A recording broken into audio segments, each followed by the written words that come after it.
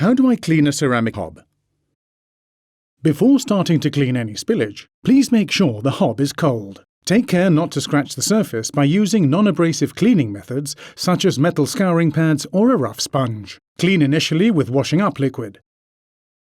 Our approved maintenance package contains a glass scraper to remove tough stains without scratching. It can be dangerous for the hob and you risk cutting yourself. Therefore, please follow the instructions and safety advice closely.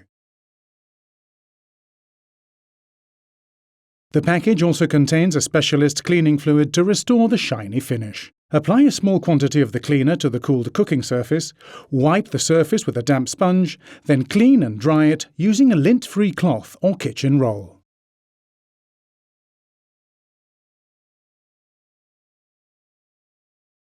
To use this product, please follow these steps. If you need further information, please refer to the instruction manual. To find out more about our cleaning and care products, or to arrange an engineer visit, please visit the Bosch Home Appliances website.